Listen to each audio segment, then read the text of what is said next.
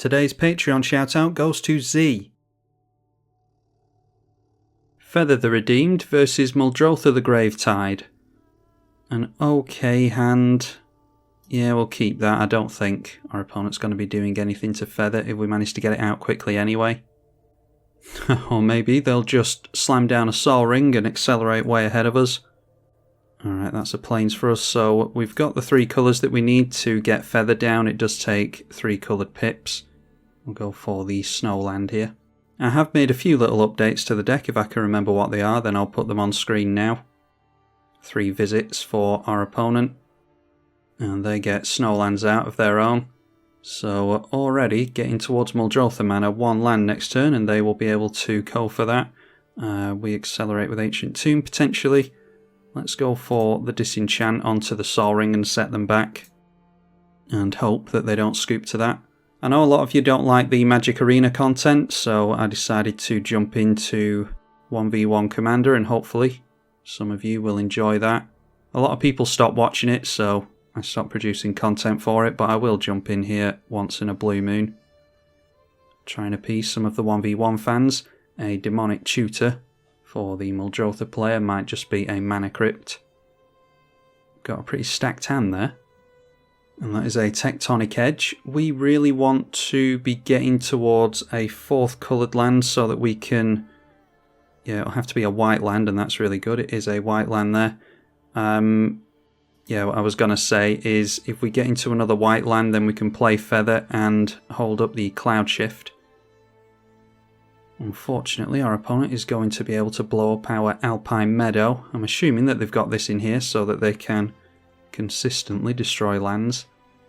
So we're up against a spiky player by the looks of it. Yep, a Jeweled Lotus. If we win this one, then it'll be some kind of miracle. So they'll be able to get that Sol Ring straight out of the bin again. There's our dear friend Muldrotha. And playing out the Sol Ring again. So the line of play for them here is we go for the Feather. They blow up our Alpine Meadow. And then just replay the Tech Edge again. But hopefully they won't be able to get rid of the Feather at least. Have to be careful to hold up white mana here. So Feather coming into play, we will be able to play and equip the Skull Clamp with the Ancient Tomb next turn. Playing out the Jeweled Lotus. And they've made a land for the turn, so if they do go for the Tech Edge, then they won't be able to replay it from the graveyard.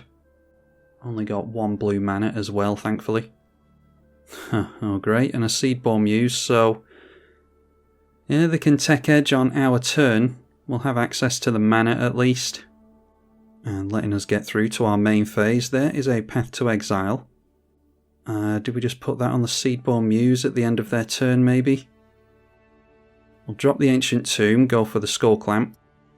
Maybe we can get them to blow up the Ancient Tomb instead of our Snowland there. And we'll go through to attack, so I'm just wondering if to go Guided Strike here. We'll still be able to hold up Path to Exile. So yeah, I think I might actually go for that. So Guided Strike will go into exile upon resolution. Our opponent has something for us apparently. Okay, that is a recoil. Return a permanent to its owner's hand, so let's just go for... I mean, they were always going to have that, so... Yeah, removing it from combat here, unfortunately.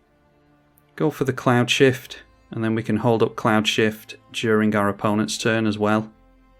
Removing the Skull Clamp as well, so if they did manage to destroy it, which they could do with a board wipe, then so be it. Not managing to resolve the Guided Strike, unfortunately, because Feather was a different copy when it entered, so it didn't have a legal target anymore, because this new Feather is counted as a different card within the game. Yawgmoth's Will, so probably trying to go for another Tutor here. There's 3 visits, tapping down their Tech Edge, thankfully. And they do get the double blue now. So there's Demonic Tutor, 2 cards in hand at the moment. And even if it risks our opponent blowing up the Feather, I think I'll go for the Path to Exile onto Seedborn Muse anyway, especially now that they've fixed their colours. Swinging in with the Muldrotha. Obviously we're not going to block there. We could block and then Cloud Shift if we wanted to, but obviously we want to go Path to Exile here. and managing to get rid of the Seedborn Muse successfully. They get themselves another blue source. Okay, and there's a Marsh Flats, so we can go for another dual source with that. Drop a Plateau into play, and I think we can go like that. We'll go Shelter, seeing as how we've got the Cloud Shift in hand still. We'll just give protection from blue, I don't think it really matters. There is Fists of Flame. So we can, draw a card and then +1 per card we've drawn this turn. So why don't we go for that as well? And then we're probably just holding off the Skull Clamp. Okay, Handwear Battlements, getting plenty of lands. Yeah, we want to hold up the protection spell and Cloud Shift, so we're not going to be equipping the Skull Clamp, but we can swing in for 6 points of commander on our opponent, getting those spells back at the end of the turn. And there's Tech Edge going onto there, so we'll just float a red, and then replaying the Tech Edge again straight away. An Oko, Thief of Crowns. We can give protection from green, so maybe we'll just do that now because we can't hold up the Shelter and the Cloud Shift anyway, so we might lose the Shelter here, but we'll give protection from green just in case they've got Beast Within or maybe a bounce spell. They have shown us that they've got bounce spells. Let's go protection from green, they might have Beast Within. Get into another land, clearing that off the top. Creating a food token with the Oko. And Tech Edge going on to another land. Don't think we've got a means of exiling things from graveyards. We've got plenty of lands to make at least. And we could always Cloud Shift on Feather to untap it and block the Muldrotha if we're desperate, but we're not going to be doing that here. So grabbing back the instant at the end of our opponent's turn. And yeah, just getting into lands unfortunately. We'll drop the Rugged Prairie. Let's throw Shelter onto Feather. And this is just for the sake of drawing a card. Protection from green again. Okay, Wrath of God. We'd need an Exile Flicker effect in order for that to be useful to us. Looks like we're just holding up the Cloud Shift again, I think. So let's go Fists of Flame, draw another, hopefully useful card. It'd be good to get into Darksteel Mutation, so that we can throw that on the Muldrotha, but just getting flooded, unfortunately. So I think we have to get rid of Oko while we've got the chance. Does mean that we're not dealing commander damage to our opponent, unfortunately, but maybe we'll get into some kind of double strike. Doesn't seem as though they've got a bounce spell because they would have gone for that there. Okay, Fanquattle, so yeah, definitely worth giving it protection from green because they will be able to fly in and get rid of our Feather there. Just using that to draw a card as it happens. So throwing out the Tech Edge again, no doubt we'll have another land blown up. Going behind on mana doesn't exactly help us. They get Oko, Thief of Crowns into play again. We can just flicker in response, but they might have something in response to our Cloud Shift. Toxic Deluge, where X is 4, so it looks like we're going for Wrath of God next turn. Yeah, there's no point going Cloud Shift. If we'd seen that coming, obviously we could have put Skull Clamp on the Feather. So throwing out the Ice Fanquattle again, and yeah, our opponent has just accelerated way too much. They had tutors and fast mana, so yeah, I don't think that there's a whole lot that we were ever going to do this game. The food token being turned into a creature as well.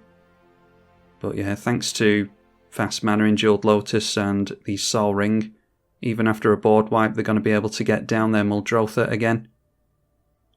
Not going to be on commander damage if Muldrotha hits us alone, at least. Okay, Grape Shot. 1 damage to any target. I don't think we're going to be able to do much with that. Handwear Battlements taps down a red mana, but then we won't be able to get Feather into play anyway. It just has to be Wrath of God here. I suppose I should have held up a red mana there so that we can go Fists of Flame and try to draw into something. So sacrificing the Jeweled Lotus, no doubt that'll come straight back out again this turn. There couldn't really be a much better piece of fast mana for Muldrotha, really. So down comes the Muldrotha again, making another food token with the Oko. Jeweled Lotus, and there is the Ice Fanquattle. We'll draw them so they go up to 6 cards in hand. And it's just another land for us, so yeah, Not the best game for us, I don't think. What we'd preferably do is wait for Muldrotha to swing in, block here, and then flicker it with the Cloud Shift, but they're going to point Oko there before we get the chance, I think. We could also just give protection from green with the Shelter. And that way it's protected from Muldrotha and Oko. Players can't search libraries this turn, draw a card, that's fine. So there we go, going for the Oko, we will attempt the Shelter. We'll give pro green.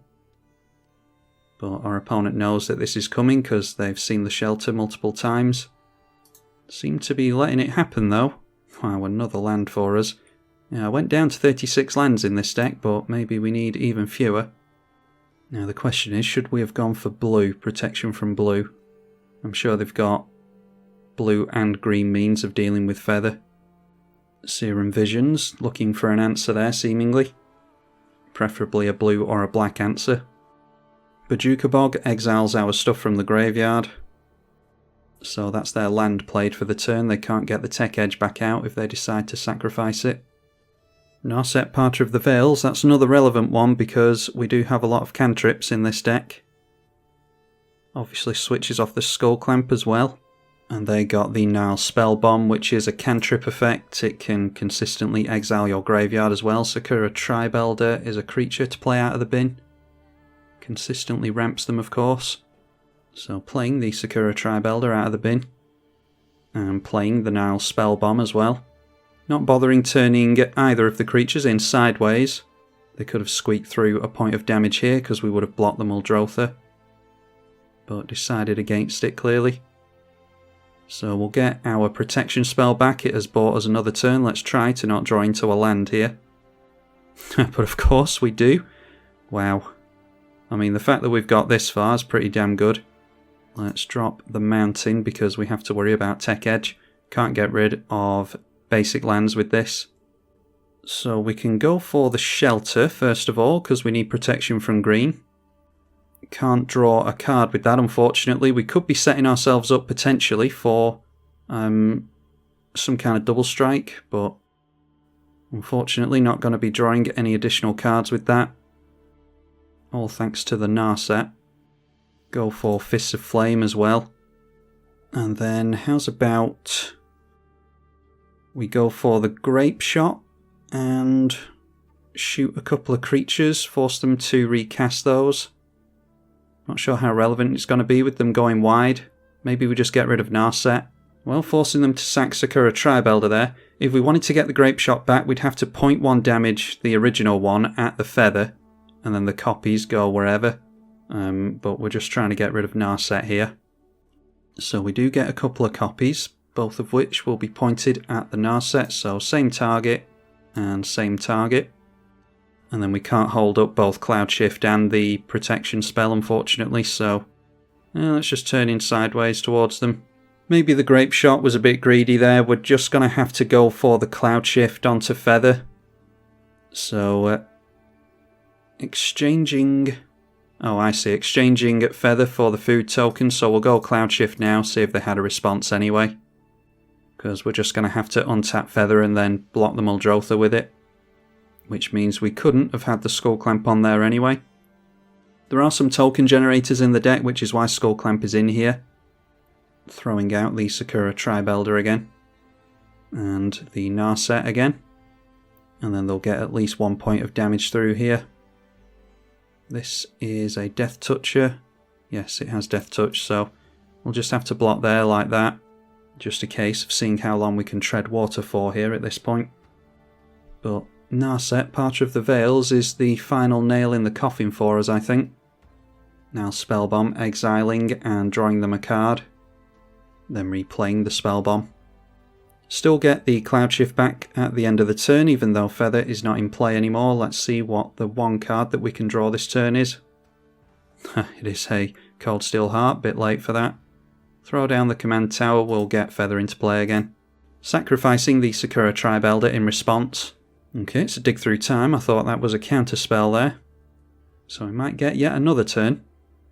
Now Spellbomb, they're just trying to draw themselves into answers here, I think. So it's probably a good idea to go for the protection during the upkeep so that they don't draw into an answer. because they could top deck into one, I suppose. Does mean that Oko is going to get the chance to make a food token instead of trying to get rid of Feather, but I dare say that they've got an answer here anyway. They ought to, with all the card draw that they've got. Yeah, there's Counterspell, so they always had it anyway. Still got one more turn if they can't remove the Feather though. So playing and sacrificing a Polluted Delta. Oko successfully turning this into a green creature. Narset ticking down again. Playing out the now Spell Bomb out of the bin. As well as the Sakura Tribelder. Still 6 cards in hand. Chipping away at us with the Ice Fang Coatl. So I don't even know how much our commander costs at this point. Trinket Mage searches for a 1 CMC artifact. And they grab themselves Elixir of Immortality. It will be commander damage that we were looking for anyway. That is Blacksmith's Skill. And it's a new one from, is it Modern Horizons? I forget the names of all these new sets. But that is a really good one. Doesn't cantrip, unfortunately. Throw down the Rogue's Passage, and we'll go for the Feather yet again. So the Blacksmith's Skill actually helps us here because we can make Indestructible and Hexproof, which protects us from both Oko and the Muldrotha.